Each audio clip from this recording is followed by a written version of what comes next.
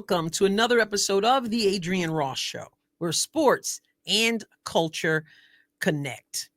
We are down to the wire in the NCAA tournament. March Madness has moved over into April, and the Final Four is on Friday.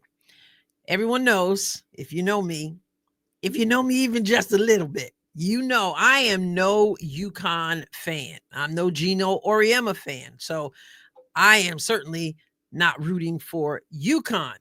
However, I have to take note. This is the last go round for Paige Bueckers in her collegiate career, as she will be in the WNBA draft, and many people feel that she is a shoo-in for the number one pick, which means she would be going to Dallas. And that's a whole conversation there that people have been having about her feelings about going to Dallas, about if there's something else in the works, about all that, none of which I'm here to talk about today.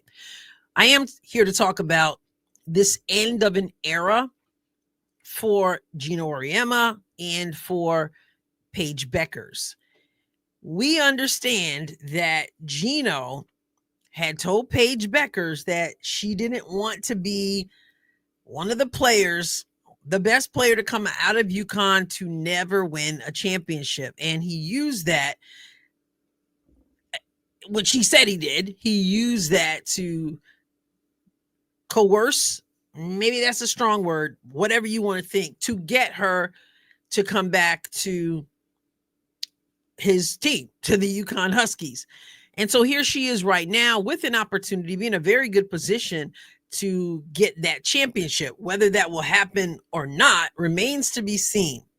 I'm obviously not rooting for UConn, but Paige Bueckers, she's been playing excellent basketball throughout her career. She's had to overcome injuries, and she's had to overcome a lot of pressure. And I'm going to show you a clip in a moment in which she talks about that. But there's been a lot of pressure from people, some without the best of intentions, some who just want her to be Caitlin Clark. She was Caitlin Clark before Caitlin was Caitlin Clark. This whole thing, a lot of these players like Paige and Juju have been used in people's campaign to try to replace Caitlin Clark or try to downplay Caitlin Clark and the whole thing. We get it. We see it. We know it.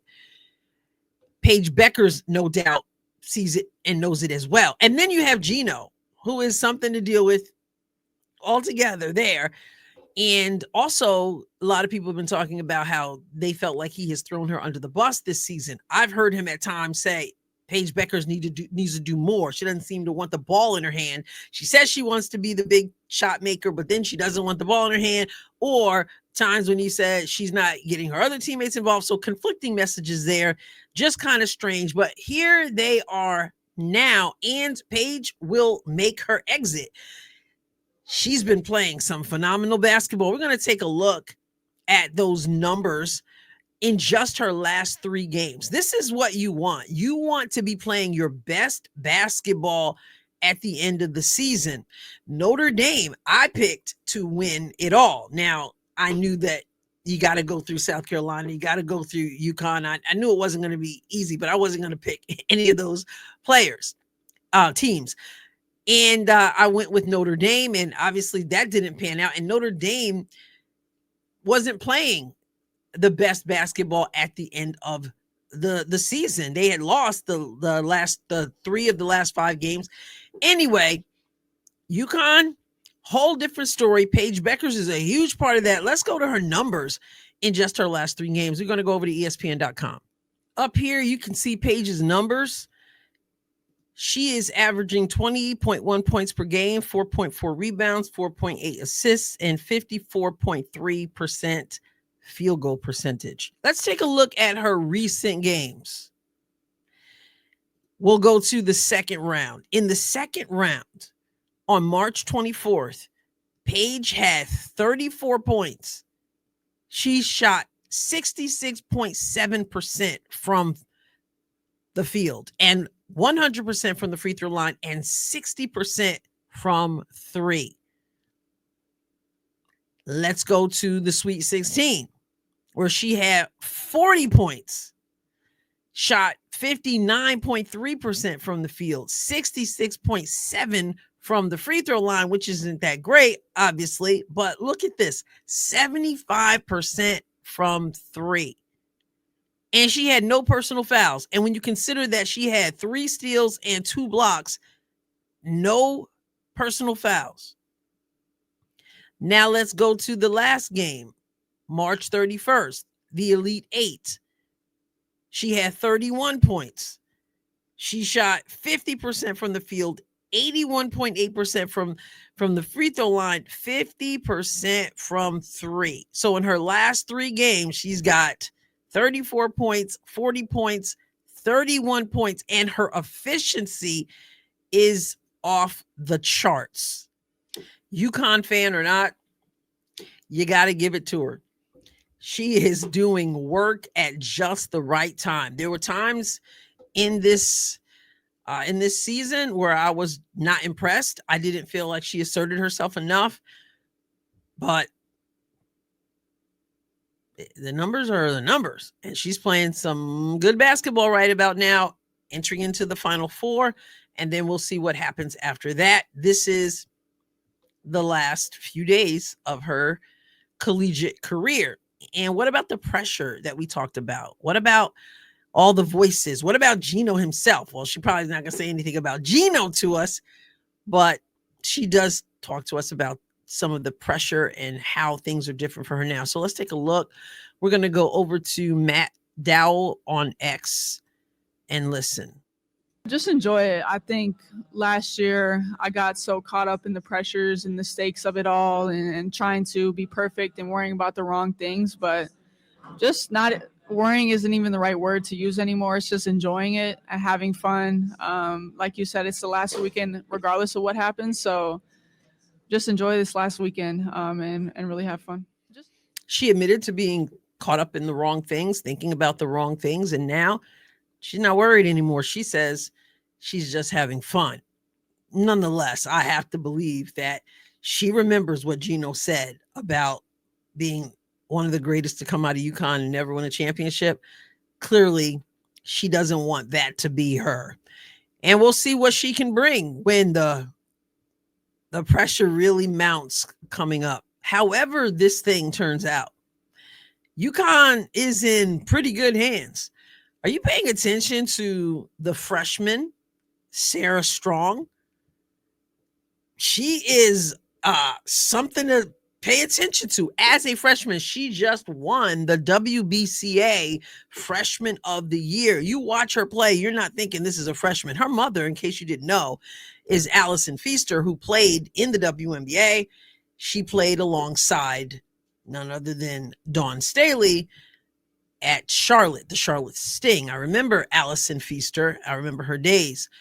She played ball also at Harvard for college. Anyway, this young woman has something to add to this team, even beyond this time with Paige Bueckers. So it's going to be interesting. Of course, UConn also has AZ Fudd, who really hasn't been putting up great numbers in the last couple of games, but you certainly can't sleep on AZ Fudd. So I just want to show you Sarah Strong in case you haven't seen her, because this is what Gino has going forward. She's a freshman. So she stays healthy, which of course we love her to stay healthy, whether I like UConn or not. Still want people to be healthy. But if she stays healthy, let's take a look. I'm over on UConn women's basketball on X, and I'm just going to show you these 18 seconds. You can find highlights of her elsewhere without a problem. Just want to show you this one play and these 18 seconds, and you just get a little taste of Miss Sarah Strong.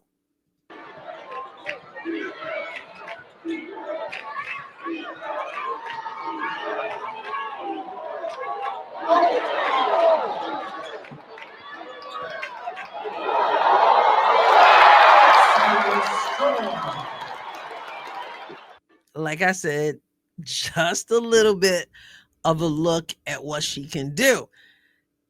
She can finish like you saw her right there with the spin move. Here's this big, right, with this spin move to the basket, scoop shot, but she stretches the floor. She can step out and shoot the three-pointer. Let's look at her stats from just the other day. First, ESPN.com has her stats for 24-25, 16.1 points per game, 8.8 rebounds, 3.6 assists, 58% field goal percentage from this freshman. And in the last game down here in the recent games section, sorry about that, you're going to see here against USC, 22 points, 17 rebounds, 4 assists, 1 steal, 61.5% field goal percentage, 100% from the free throw line, and 66.7% from three-point land. A freshman of the year. And it's just so smooth with her. You would think, you want to talk about pressure, you would think a freshman would feel the pressure. She just looks like she's so comfortable out there, close to the basket, facing up to the basket, back to the basket, step out, shoot the long ball. So Paige Bueckers will make her exit, whether it's one game or whether it's 2 games for Paige left. Gino, if he continues to coach, I know there are some people who are thinking he's retiring, who knows, but if he continues to coach, he's got AZ Fudd, who decided to come back. He's got Sarah Strong, and she's strong. Again, not a UConn fan. Almost pains me to mention this. Actually, not really, but I'm still not rooting for them in this NCAA tournament. But Paige playing great ball. We're going to see what happens there. And Sarah Strong, keep your eyes out open for Sarah Strong. Who do you have winning it all? Was your bracket busted like mine? I'm cheering for UCLA at this point. I'm not going to be too hurt if it's Texas. The hurt will come if it is UConn, if it is South Carolina. South Carolina has escaped. My goodness, they should have lost in the last 2 games at least. But that goes to show what experience will do for you and what composure will do for you, and the fact that you've got to put together 40 minutes. And South Carolina has managed to escape. Will their manage to escape ability be over? We'll find out. Will UConn get the job done? Will Paige get that championship that Gino said she should come back and get? She came back. Or will Lauren Betts and UCLA do the job? Or what about Texas? Texas defense against TCU. Oh, man, I'm not even going to be too hard on TCU. That defense was stifling. Final 4. Here we go. What are your thoughts? Get in the comments. I'll catch you next time, God willing. God bless you abundantly.